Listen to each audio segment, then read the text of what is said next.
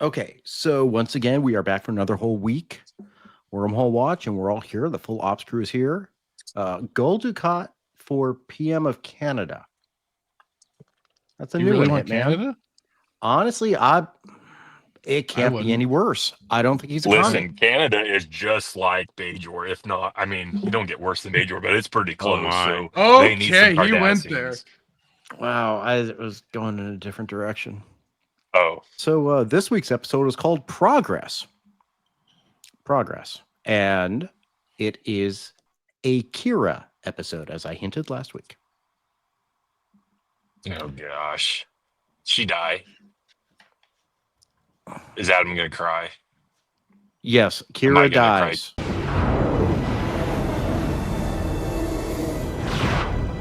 Now, what am I supposed to do with 5,000 rapages of Cardassian yamok sauce? I'm getting that tingling in the lobes. Oh God. It means only It's not Umox. He needs to go see Julian for that. When Morn just comes over to me and invites me for dinner. I like Morn. He's a great conversationalist. Honestly, I hear you can never shut Morn up. He just goes I know. on and on. It's insane. Also, Adam, I just froze this for you. I was you. wondering about that. Thank you. I like tiny white girl ass. Is this the same village from the last episode? No, that's No. a different batch of retards. That's a different okay. batch. So we got a new Yeah. batch of retards. All right. Yeah. Don't blame it on individual batches. The whole planet. You know, whole the planet. worst part is that I had to agree last week that village was full of idiots. I mean, they were just they believed this Sarah storytelling bullshit with a Dalrock. I mean, and the Sarah is just a freaking con man. Yep.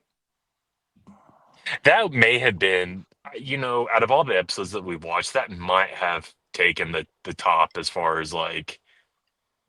But I don't know, man. I'd rather watch the Monopoly game Saw episode. Oh, the Move Along Home one Yeah. with Ala Moraine. Yeah, I'd rather sing that song than watch. Damn. That's saying something right the there. story. Honestly, the thing that made it worse is like that episode actually supported Hitman's argument. It did. The Thank Bajorans you. are terrible. All right. Thank you. Who's this Tim Waltz looking character? I mean, I can come in. Man, that's unnecessary. I'm sorry. Who's the little cogger that she's talking to? They just showed his name is Brian Keith. He's a renowned actor, many parts throughout the years, and the character said Molabach. Listen, I'm on my phone, so you cannot besmirch me for saying Tim Waltz, okay? It's a little screen. I got to get you out of here. We'll talk about that over supper. Some Bajoran ordered them from me, and now he can't pay. And this show actually Entitled supports Bajorans Hitman. is thinking they can skimp on some bills. Are And we gonna have to change you to Chief Gold Ducat here? I'm in a Let's mood go. today. I'm in a mood today. We're gonna. Have you tried eating a Snickers bar? You can have some yamok Sure. sauce. You're not yourself if you don't eat a Snickers bar. What are we going to do with 100 gross of self-sealing stumbles? Checking her out as she walks by. Did you also notice that they don't talk because of the Cardassians? They learned well. He completely blocked that out. He took it a different way. Well, I'm gonna say what I say every time. One Can I day, just- I look forward to the day of your meltdown. I know. Okay, I look- can I just say something really quick before you press play? Does anybody remember the fantastic episode of Stargate Season 1, Emancipation? Nobody yelled at the Asian guy when he said, the spirits have sent you here to make a sandwich, but I make a comment about a Bajoran, and yeah, Season 3 was like, the spirits have sent you here to Now make you a got sandwich. wait. Now you went from season 1 to season 3. Emancipation was also one of the worst Stargate episodes. Is god awful. Oh my, whoa. God whoa. awful. The only What thing do that slightly saved it was Shang Tsung's easy acting, I mean, listen, doing scenery. Carrie Heary, I never remember his whole name. That dude is a fucking Yeah. legend. He's a goddamn legend. He is. Oh, absolutely. But that episode is But he dog shit. couldn't. Yeah, he couldn't save that episode. I mean, knife fight. Come on. Yeah. Three of you are just in a foul mood tonight. I am in a great mood. I'm in a fantastic mood. I would equate emancipation to code of honor in next gen. Deserter. From a Cardassian labor camp on your precious Bajor. Where did he escape from? I think it's called a labor camp. A labor camp. Cardassian labor camp. That's what I heard too. Just check. It's not a summer camp. It's a labor camp. Right. It's not sleepaway camp. It's a labor camp. Yeah, where people died. If I leave here, I'll die. So I'd rather die here. Anything so far? Anyone feeling anything? I hate this trope. the I don't want to leave my home trope. When I mean, on face value, it's so much more beneficial to go to the planet where your people are free now. There are no spoonheads anymore. So I this trope, it always bugs me because they always have some special reason and we have to learn their special reason. And it's cheap storytelling. It's almost just the worst. Well, it actually is the worst because, to Adam's point, this just dog water trope. But then you insert the Bajorans into it, and it's just awful, terrible. Rather watch Paint on My House Dry than this trope. I mean, the Bajor. Yeah, I'm not even gonna go there. I'm gonna hold my tongue. I was gonna say they probably don't even have homes on Bajor because they blame the Cardassians for taking them over or away from them. Live in huts, tents. Wait! Do you think Bajor is just one giant tent city? Yes, third world country. No air conditioning. They use freaking. They drive yamoks. That's where they get the sauce. I have no response for that. You didn't think I was going to go there, did you? No, it's what he does. That's what he does. It's a take.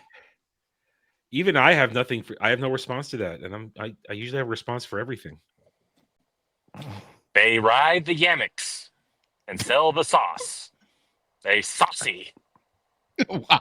I don't even know what a damn yamok is. I don't know either. Please don't talk to me about yamok sauce. Do you want me to get rid of it? You overpowered the crew yourself? No, hold on. Did he just mention something about finding mining spots? Like on his own, out of free will, not being forced by the Cardassians?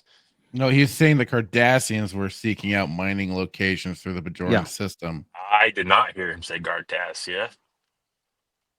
I did. No. Of course, you all are in cahoots. I did not play it back. Run it back, Turbo. Oh my God. I stowed away aboard a Cardassian survey vessel, which was making stops all through the Bajoran system. They were looking for possible mining sites. Okay, here's the thing, though. He's insinuating that the Cardassians are on that vessel. That vessel could have been hijacked by a different race. The Ferengi, the Klingons. He said they were looking for mining spots. That is yes, but that's he a reach. insinuated that the people on that vessel were Cardassians. That vessel could have been hijacked, and we're not foreigners. That's or you're reading into the line. You're reading into it. He stowed away aboard a U.S. naval destroyer to get from Mexico to Florida. Are we going to presume that this U.S. Navy destroyer was hijacked by Caribbean pirates? Or we're going to go with the idea? Have you not heard of the Somalian pirates? They use bows and arrows and are extremely dangerous. You know what? I really can't argue against this for certain reasons. There's no reasoning. No, I mean, I'm here to reason. I'm just saying it's not outside the realm of possibility. You know, I will grant you there is a percentage of a chance, 0.01% chance that the Cardassian mining vessel in Bajor, which was occupied Cardassian territory, was hijacked by Ferengi. You overpowered the crew yourself? That was only 6 of them. So he took out 6 people weakened by starvation and everything, but he took out 6 people. How? How does a man weakened by starvation and everything manage to subdue and take over a ship Retard strength. Oh, You asked me to tell you how I got started here, which I'm very politely trying to do. Now, will you kindly let me finish? He looks like the guy that plays Odin from Thor. Anthony Hopkins? He does not look like Anthony Hopkins. No. And it does. His name is Brian Keith. Brian Keith is known for the Parent Trap, the original Parent Trap movie. Oh, he was the dad. Yeah. Yep. And from a TV show I watched as a kid, Hardcastle and McCormick. So that's a stem bolt. A self-sealing stem bolt. I would have bet anything that he would have known what they were. Wait, we don't have Google? I was thinking, I mean, you have databases. The data pad's linked to the station's computer. Computer, please tell me, what is the function of a self-sealing stem bolt? I wish we had the time to be more delicate, but we don't. So instead, we'll act like Cardassians. Easy, Major. Easy. Hey, retard strength. So, how many minutes are we into this now? How far in the episode are we? 25 minutes. We're almost halfway. We're past halfway through. All right, so I'm going to repeat what I said before. The tired, I don't want to leave my home trope. We still don't have a really good reason why he doesn't want to leave, except for it's my home. Mm-hmm. It's not like my wife is buried here. My family was here. I made all my memories here. No, I just tell big fish stories with a couple of mute weirdos. Am I wrong? No, you're not. I mean, honestly, just leave them there. Just go. Just if they want to stay, if they want to stay, just let them goddamn stay. And the planet goes up, and you know what? Fine, that's their decision. I thought that was the whole thing. Let people live, right? Come on, man. Let them live. Don't take them out of their homes by force, man. Now you're the fascists. And let the Cardassians. Let the dumb, stinky Bajorans die. We're the Noggin, the No J Consortium, and we have 100 gross of self-sealing stem bolts. If you try to move Oh, he didn't die? No. We got more stories now. Starfleet. You are literally turning into Hitman. It's either the boring stories from the old man that are just unbelievable, or then the obnoxious children. God damn. Bent them all out in airlock.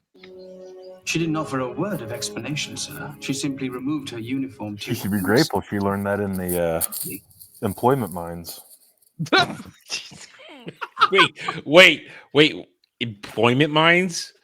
Yeah. What were the lines of Bajorans? Please give me work in the mines with no safety conditions and whips and chains and torture devices. There was no whips and chains.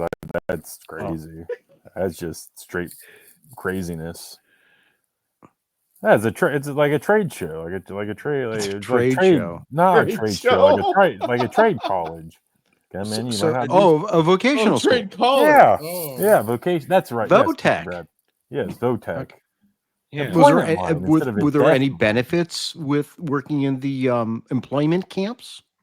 Brad, you just saw it. She learned how to make a chimenea. What?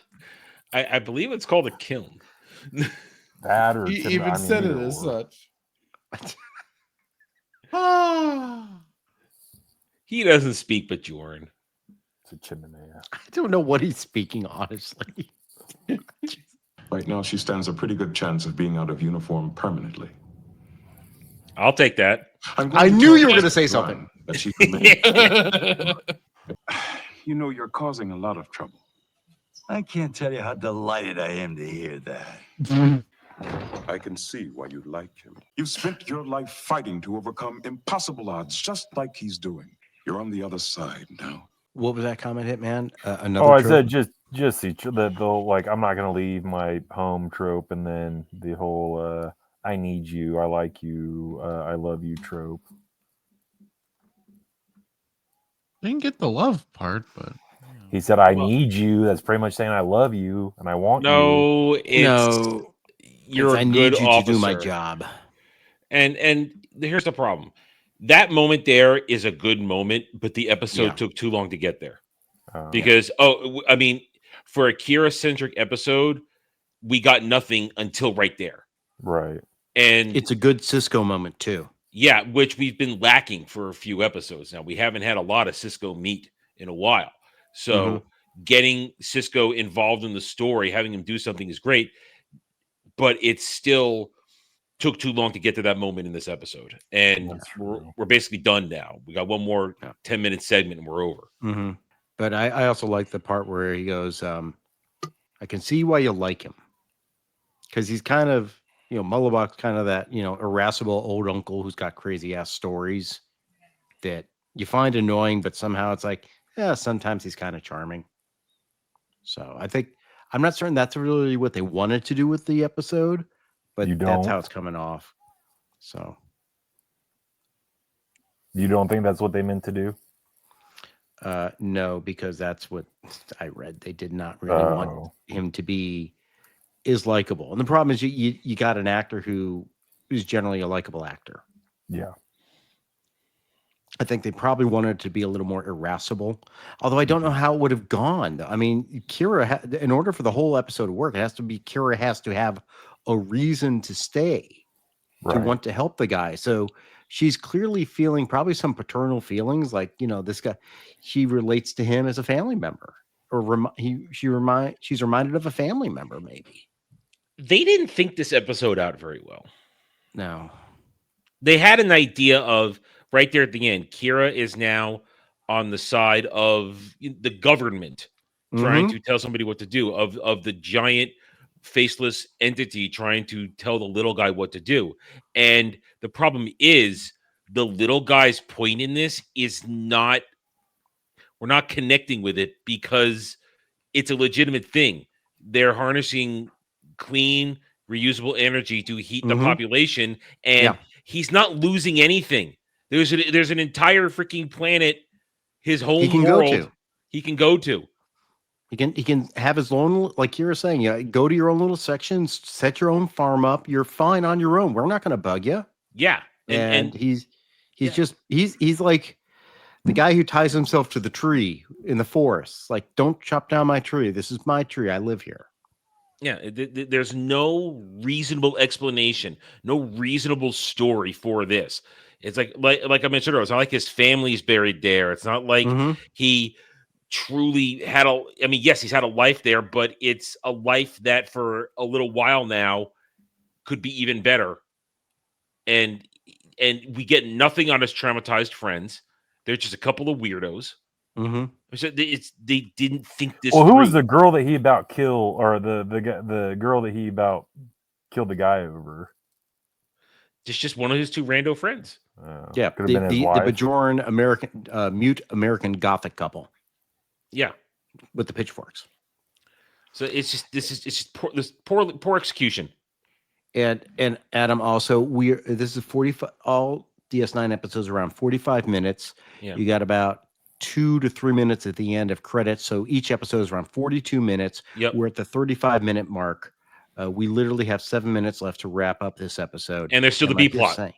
And there's still the B plot. And like you're saying, we finally got to the point where, like, here's the crux for Kira. The crux for her is she's always been the rebel. She's always been fighting authority. Now she's the authority and she doesn't like it. But there was no proper buildup for it. Right. None.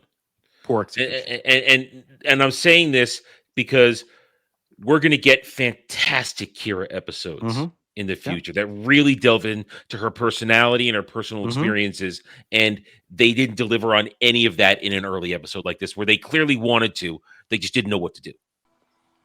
Appointment camp. It seems excessive. Why not just shoot the house? 2 to beam up.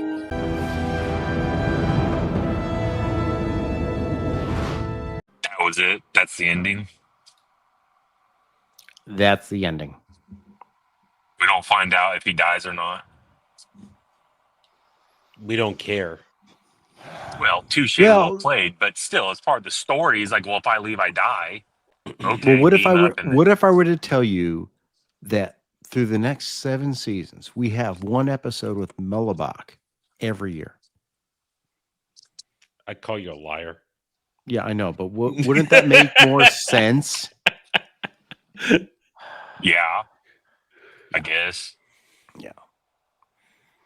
Because this doesn't make any sense. They spent this whole episode developing this close personal relationship with each other, and then you're telling me that like you're just not going to be in any episode. They don't even tell us how it ends. Like you literally, this whole episode was her having daddy issues and adopting Molobok or whatever the dude's name is as her dad, uncle, whatever, and then there's no more relationship between the two.